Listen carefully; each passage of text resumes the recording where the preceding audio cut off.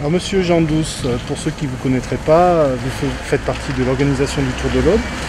Vous êtes ici sur la 8e édition du Tour de l'Ardèche. Est-ce que c'est la première fois que vous venez et quelles sont vos impressions à l'issue de cette première étape? Bon, ben, la première étape, moi j'ai pas tout vu puisque nous venons d'arriver à peine. Hein.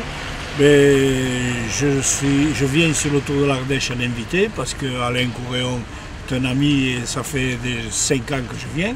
On venait avant avec le camion du Tour de l'Aude, puis notre camion étant un peu usagé, bon, on vient maintenant simplement, disons, en touriste et en ami. Voilà. Et nous savons que le Tour de l'Ardèche est une belle épreuve et nous sommes très satisfaits de venir chez eux.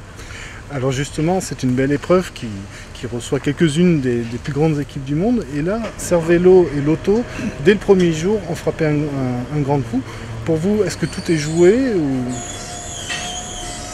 Jouer peut-être pas, mais enfin ça risque de se jouer dans ces équipes-là, parce qu'apparemment, je n'ai pas encore vu la liste des engagés, mais enfin je pense que ce sont les deux meilleures équipes au départ.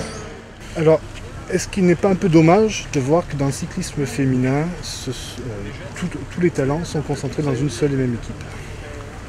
Oh ben, c'est sûr, mais enfin il faut comprendre les marques qui montent les équipes, c'est pour gagner des courses.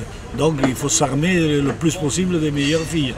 Maintenant, est-ce que les autres équipes qui ne sont pas venues ont quand même du bon matériel aussi? Vous voyez, il y a pas mal d'équipes encore où il y a des filles qui pédalent.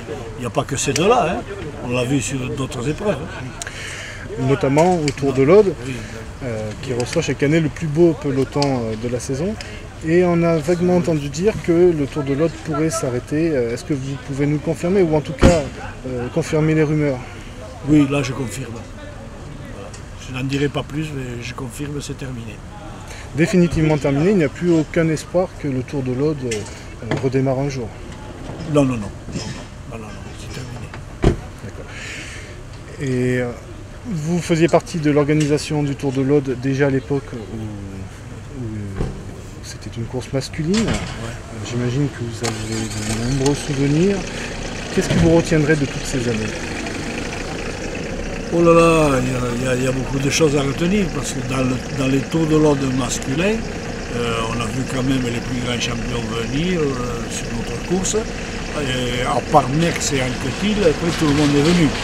Et, les plus grands champions étaient là, Bernardino, Sean Kelly, il y a eu Poulidor, il y a eu Phil Anderson. Vous voyez, il y a eu le gratin du cyclisme masculin international. Chez les féminines aussi d'ailleurs. Et chez les féminines aussi, puisque on nous a classés comme une des meilleures épreuves au monde. On a eu de très beaux plateaux. Ça, il faut dire ce qui est. Le Tour de l'Aude a été gâté ces dernières années par un plateau magnifique. Nous vous remercions infiniment, Jean Douce, d'avoir accepté de répondre à ces quelques questions. Et une bonne soirée. Et avec plaisir.